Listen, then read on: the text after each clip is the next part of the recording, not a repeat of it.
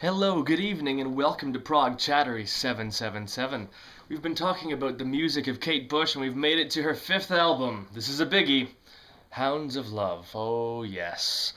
I think for a lot of people, this is the one. This is, her big moment where she achieved near perfection, and you know what? I'd have to agree. Although I think I probably listened to The Dreaming a little bit more. But I think that's just personal taste. It's one of those things where I acknowledge that this really is a significant piece of work. Um, and yeah, it is really really good. But what you have here is an album of superbly crafted, intelligent, emotionally intelligent pop songs. Um, I think it's obvious, it's much more accessible than The Dreaming, but it's also still just as experimental and weird.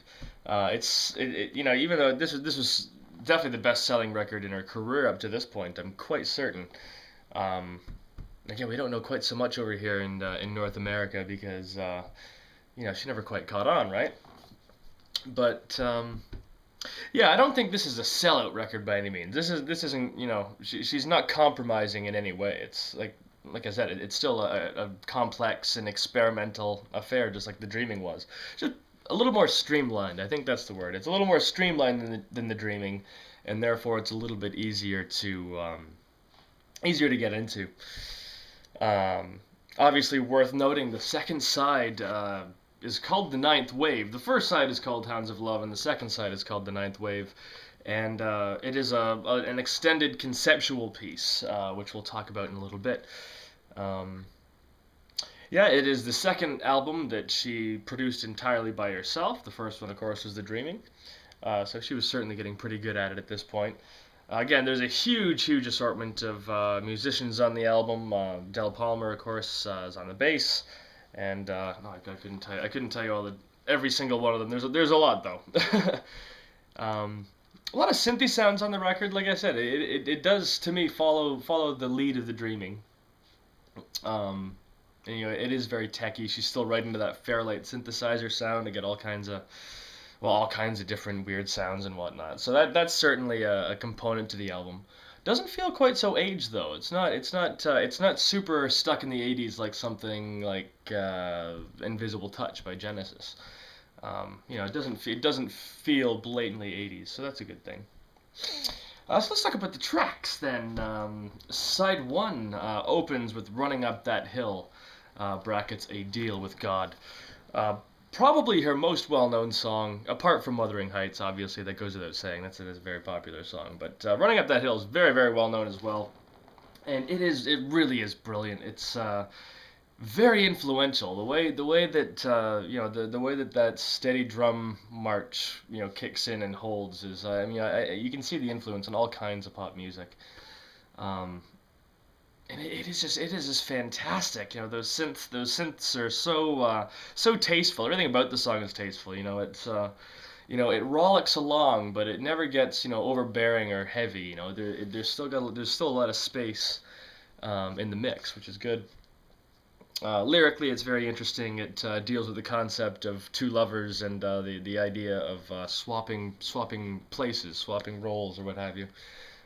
Which good, interesting sort of psychology of romance kind of a topic there. Which I can't think of too many other examples of it. I'm sure there are of songwriters talking about that. But yeah, she did a very good job with that one. The title's a funny thing too. It was she wanted it to be called "A Deal with God." That was the original intent, but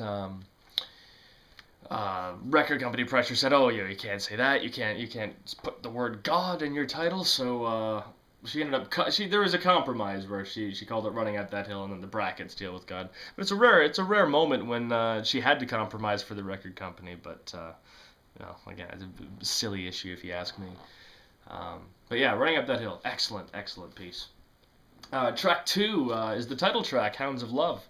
Um, Again, just very very well crafted pop song.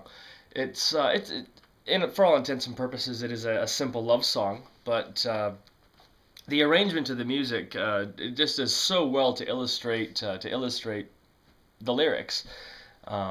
it's that kind of first moments of a new romance kind of a thing, and that the anxiety and fear and all that goes along with it, and she compares it to 1 foot, 2 foot into the water kind of a thing, which is quite good, and I think the music does very well to illustrate that sort of anxiousness, that combination of excitement and fear, I guess, which is really really cool. Again, the music does so brilliantly. I love the cello, that cutting cello, dun dun dun dun dun dun dun. It's really neat. There's also a film reference, as with so much of Kate's work. I'm not really sure what the film is called. I should have researched it before I recorded this video. But that very beginning bit, that it's in the trees, it's coming, which is a cool little bit of theatrics that kind of ties the album, or signifies her work at this around this period. Track 3 is "The Big Sky." This is one of my favorite Kate Bush songs. It carries on that theme of innocence, I guess, and returning to innocence of childhood and whatnot, and the simplicity of being entertained by simply watching the big sky and watching the clouds change and saying, this cloud looks like so and so, like such. It's just fantastic, and it's very very optimistic, very very upbeat. As with all of her albums, terrific vocal performance. I love the pause for the jet moment is really really cool, and the drums at the end as well are fantastic. I've also got a 12-inch single release of The Big Sky, which has got this big. It's like a 10-minute version of it with again much more drums, and that whole drum section is extended quite greatly, and it's really really cool, quite worth having. So yeah, The Big Sky is a phenomenal track, one of my favorites for sure. Track 4, "Mother Stands for Comfort." Super creepy, classic Kate Bush song.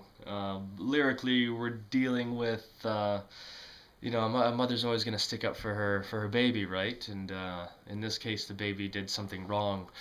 I think it might be murder or something like that. But again, great emotional intelligence in both the music and the lyrics, and how it kind of attempts to deal with that very complex emotion that a mother would feel in that situation. You can't see your baby go to jail, but he should be in jail.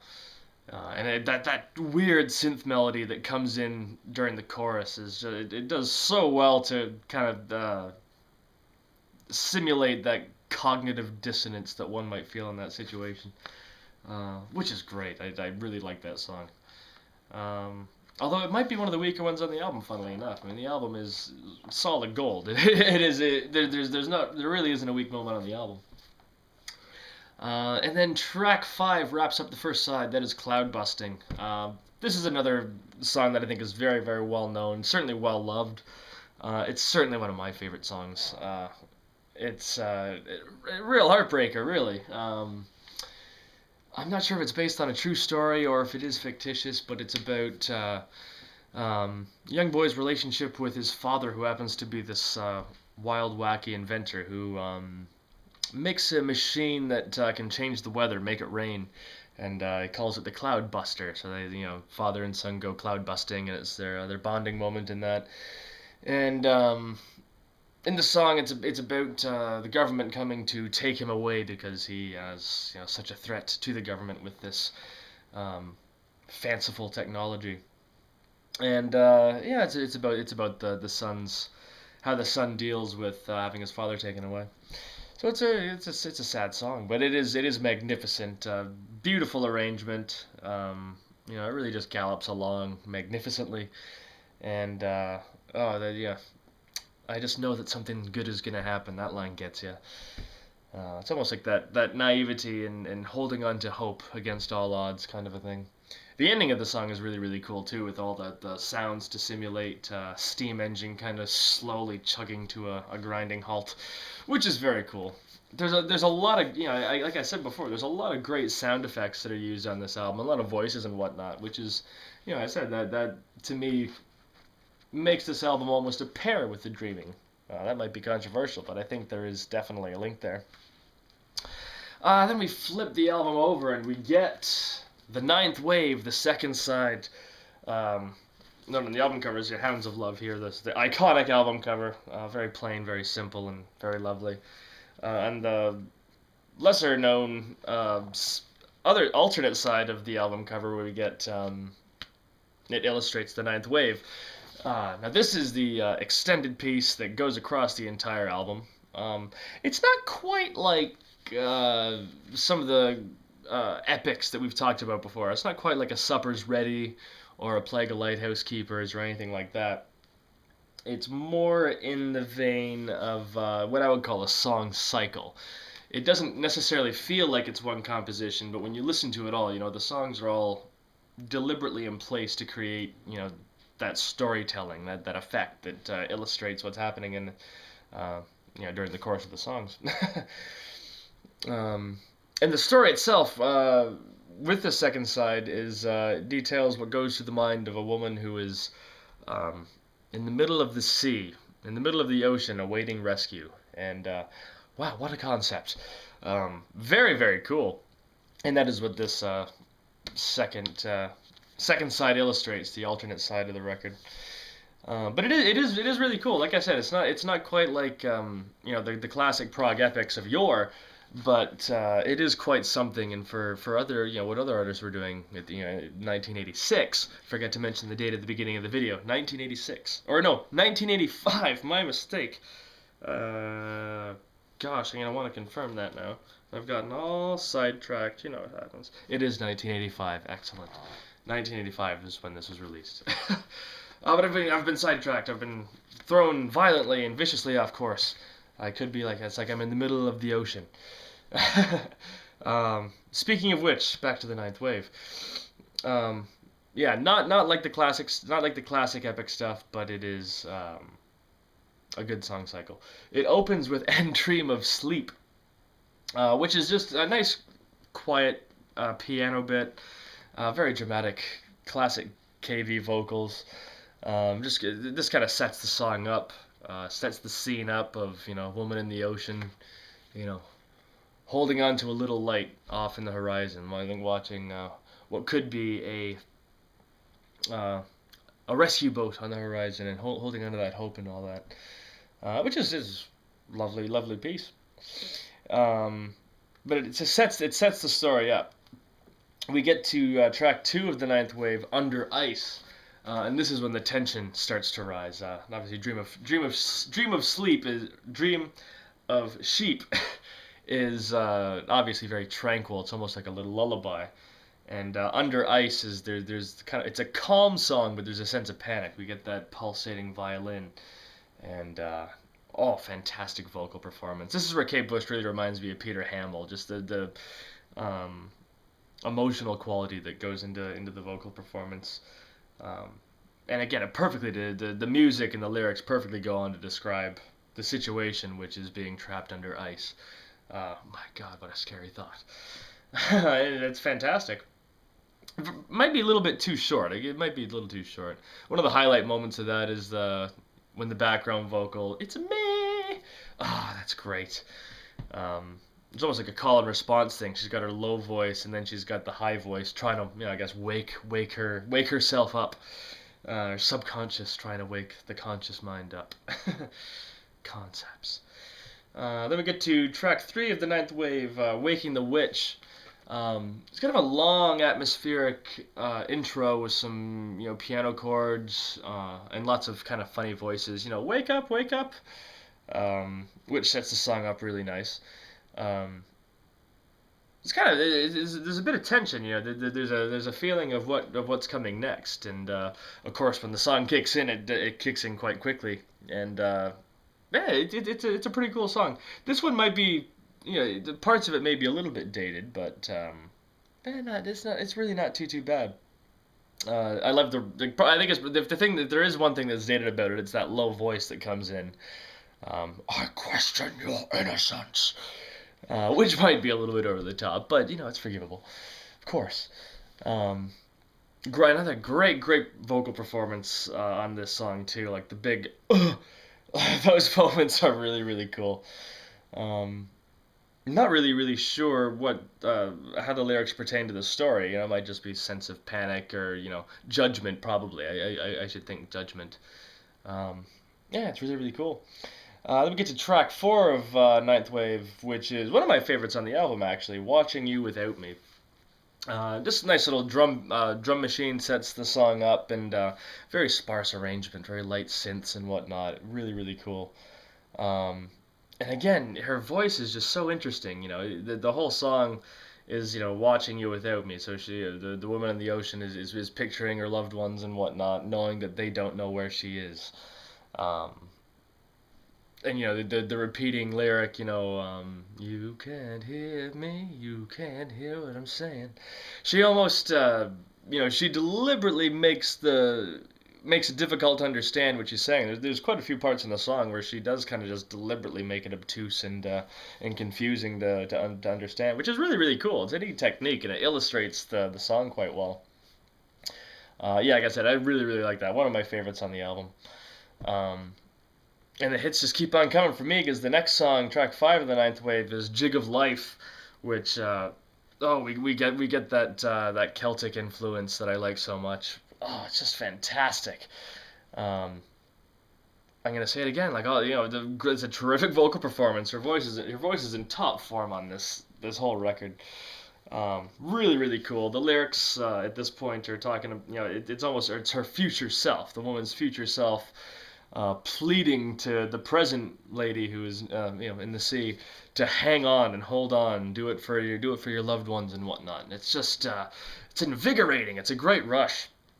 There's a great middle section where it goes into a big jig, and we get the dance and the great celebration kind of sound, a celebratory feel. Really, really cool. Um, it kind of goes back into the main stanza or theme or whatever, and we get the male narration, which is quite dramatic and intense. And yeah, it's really, really cool. Finishes off with some more voices. It sounds like a NASA communication or something like that. Copy at 9 times the speed of sound, which is fitting because it is a very high energy track that we just get launched out of. And that leads to Hello Earth, which again, this is a fantastic piece. Um, Much more mellow than Jig of Life, obviously. It's kind of more in the vein of Dream of Sheep or Watching You Without Me. Um, but the piano is certainly, the piano takes the lead. The piano is the kind of commanding force there, and yeah, it's about kind of, I guess, your near death, out of body experience when you're up above observing the earth from the sky, watching a storm come over America and stuff like that. Great lyrics to that. Great lyrics to that. I love the middle sections too, where she found this old recording somewhere of these some kind of chant, and it is just a beautiful melody that they chant, a beautiful harmony as well, and that's kind of used as a bridge section, which is really, really cool. And the song, like, it stays pretty mellow for the most part, but it gets towards the end and it gets really, really dark, very lurking, very mysterious. Um, and I always used to say that that dark ending would have been just brilliant for the album. And I actually never really liked the final track too much, "The Morning Fog," but I've come around to it in recent years. It does need to be there. I probably liked the ending of Hello Earth before because I don't know, what, 21, 22, and just like, yes, darkness is better.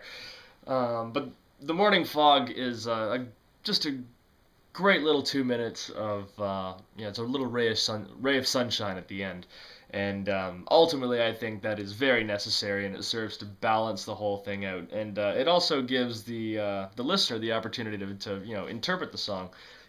Does she get rescued? Does she not? That's it's left open to interpretation, which again, that's something I always look out for in a good songwriter. The thing with Morning Fog, like it always used to sound super, super poppy to me, but and it is. Uh, Again, and the drum machine might be a little bit clunky as well on it, but um, it doesn't overstay its welcome. It's just a nice 2 minutes, and it's It's a nice period at the end of the essay. So there you have it. That is Hounds of Love, released in 1985 by Kate Bush. It is her fifth album. It is, could be her best album. I don't know. Is it her best album? I think Ariel could be in competition. But it is fantastic. Uh, I think I listened to The Dreaming a little bit more, but it doesn't mean that this is a lesser album. In fact, like I said, I think The Dreaming and Hounds of Love actually make a good duality. They're kind of conceptually linked. They're both experimental. They're both very daring. They're both out there and weird.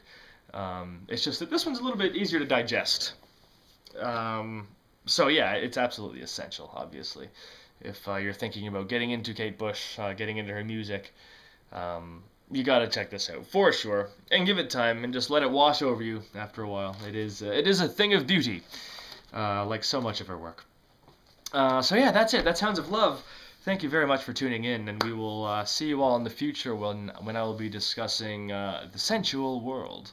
See you then. Thanks.